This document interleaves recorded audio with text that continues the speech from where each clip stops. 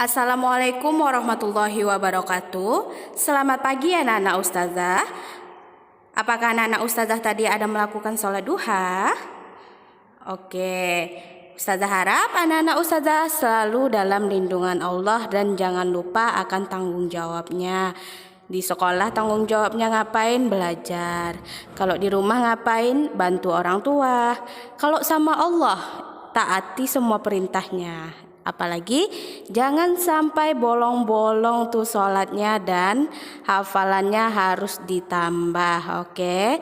Baik anak-anak ustazah, sekarang kita masuk ke subtema 3, pembelajaran 1, 2, dan 3. Baik anak-anak ustazah, di sini kita akan mempelajari tentang iklan, pencernaan, makanan sehat, dan karya seni rupa daerah. Baik anak-anak ustazah, sebelumnya kita sudah belajar tentang iklan, tapi ustazah akan jelaskan kembali iklannya lebih rinci. Di sini ada iklan elektronik. Iklan elektronik adalah iklan atau reklame yang dipasang di media-media elektronik, misalnya media televisi, media radio, internet, dan lain sebagainya.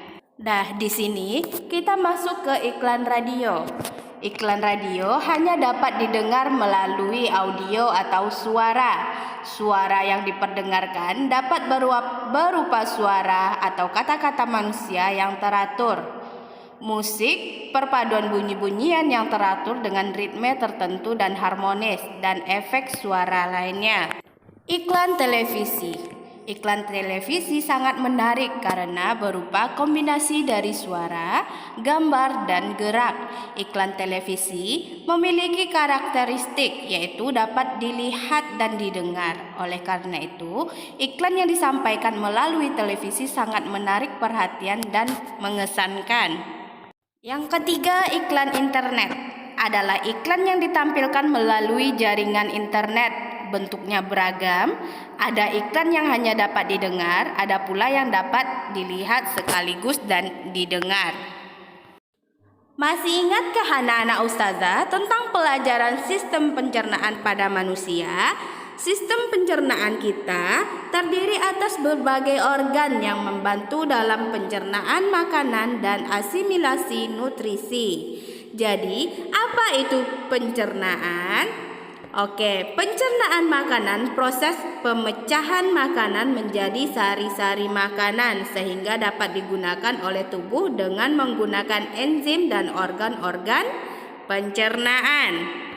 Dan salah satu ciri makhluk hidup adalah memerlukan makanan. Makanan yang telah dimakan akan diuraikan dalam sistem pencernaan menjadi sumber energi, komponen penyusun sel dan jaringan, dan nutrisi yang dibutuhkan oleh tubuh.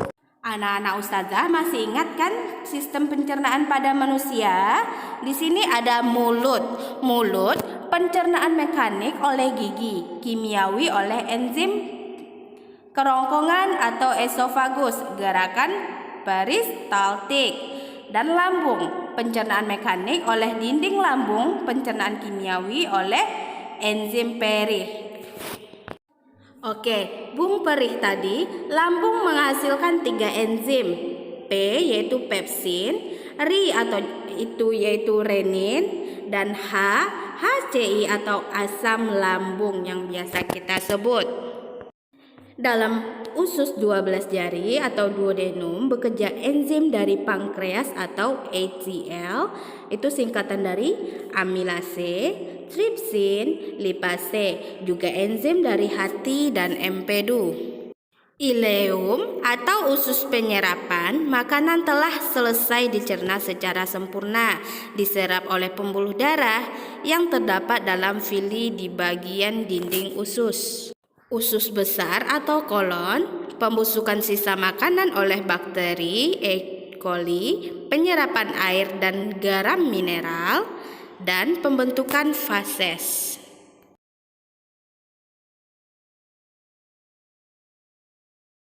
Dan pada dasarnya, fungsi dari organ pencernaan adalah seperti pada diagram di samping. Boleh anak-anak ustazah lihat ya nak?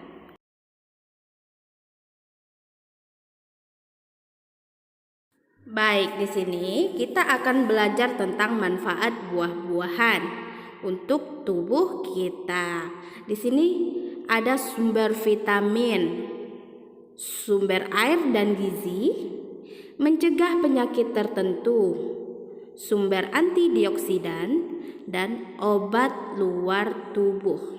Jadi, di sini ada manfaat dari buah-buahan yang sering kita makan. Apa aja itu jenisnya? Misalnya ada pisang, apel, jeruk, dan yang lainnya.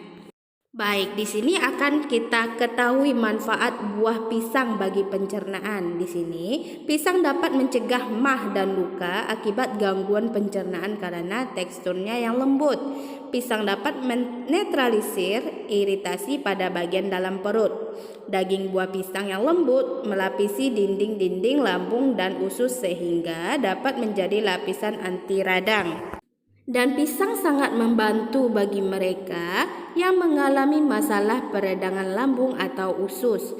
Pisang yang dicampur susu dan air atau dimasukkan dalam segelas susu cair dapat dihidangkan sebagai obat penyakit usus. Juga dapat direkomendasikan untuk pasien sakit perut dan untuk menetralkan keasaman lambung. Baik, sekarang kita masuk ke seni rupa daerah. Seni rupa daerah adalah seni rupa yang terdapat di berbagai daerah di Indonesia. Seni rupa daerah dapat disebut juga seni rupa tradisional karena dikerjakan secara turun-menurun di suatu daerah. Seni rupa daerah dapat berupa seni kerajinan, seni lukis, dan seni patung. Seni kerajinan meliputi seni tekstil atau batik, tenun, dan songket, seni anyam, seni ukir, dan seni keramik. 1. Seni lukis daerah. Seni lukis daerah adalah seni menggambarkan objek-objek berupa pemandangan alam, tumbuhan, binatang, manusia, benda di alam untuk menimbulkan perasaan keindahan, mengandung nilai-nilai budaya yang berkembang di suatu daerah. Di sini ada contohnya seni lukis kemasan dari Bali. Boleh dilihat itu ya Nana. Yang kedua, seni patung daerah adalah seni membuat bentuk manusia atau binatang dengan bahan yang lunak atau bahan keras.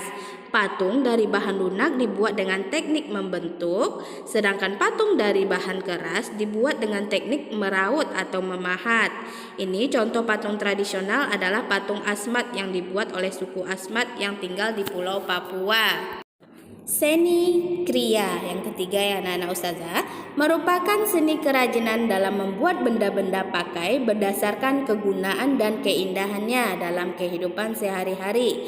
Ini contohnya seperti tekstil berupa batik, songket, dan tenun. Selain itu, terdapat pula seni anyam dan seni ukir. Dan inilah contoh dari seni kriya tadi.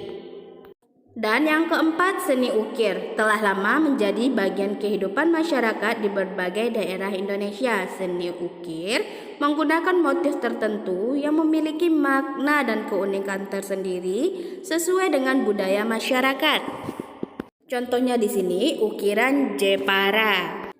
Tema 3, subtema 3, pembelajaran 3. Pembangunan sosial budaya. Tahukah anak-anak ustazah tentang pembangunan sosial budaya? Pembangunan sosial budaya adalah pembangunan yang mencakup semua kehidupan sosial budaya di masyarakat kita. Peran masyarakat dalam pembangunan sosial budaya diwujudkan melalui kegiatan dalam sebuah adat istiadat. Adat istiadat yang berperan dalam pembangunan sosial budaya. Di sini ada beberapa yang ustazah ambil. Contohnya di sini ada subak dari Bali.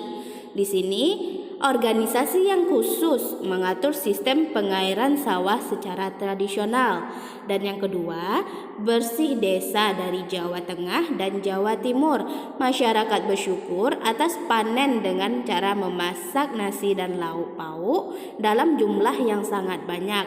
Dan yang ketiga, Repong Damar berasal dari Lampung. Sistem pengelolaan bekas ladang dengan pohon damar. Dan di sini ada pamali mancing ikan dari Maluku Utara. Di sini adat sosial masyarakat yang mengatur pemanfaatan sumber daya pesisir dan laut. Beragam adat istiadat tersebut termasuk sebagai pembangunan sosial karena dalam pelaksanaannya menyangkut masyarakat. Kegiatan tersebut termasuk pembangunan budaya karena kegiatannya mengandung hal-hal kebaikan untuk bersama. Indonesia merupakan negara yang kaya akan keberagaman seperti suku, bangsa, agama, budaya, serta kegiatan ekonomi. Keberagaman dapat kita temui dalam kehidupan sehari-hari, misalnya pada sebuah organisasi. Apa itu organisasi ya? Organisasi merupakan suatu pola hubungan antar individu atau anggota yang memiliki tujuan sama. Tujuan ini menjadi pemersatu anggota mereka karena dilaksanakan dengan semangat kebersamaan. Keberagaman budaya di Indonesia. Tadi ada adat istiadat, rumah adat, kesenian daerah, suku, bahasa. Keberagaman merupakan kekayaan bangsa Indonesia. Keberagaman bukan menjadi alasan untuk terpecah belah. Pemersatu sangat diperlukan dalam pelaksanaan pembangunan nasional. Oleh karena itu, sudah seharusnya kita menjaga keberagaman karena hal ini merupakan kekayaan yang tidak ternilai harganya. Oke, di sini sikap kita dalam menjaga keberagaman yang pertama, menyadari bahwa keberagaman adalah hal yang biasa dalam kehidupan. Yang kedua, mengembangkan sikap toleransi. Dan yang ketiga, mempelajari kebudayaan yang ada di Indonesia. Yang keempat, menjadikan keberagaman sebagai kebanggaan.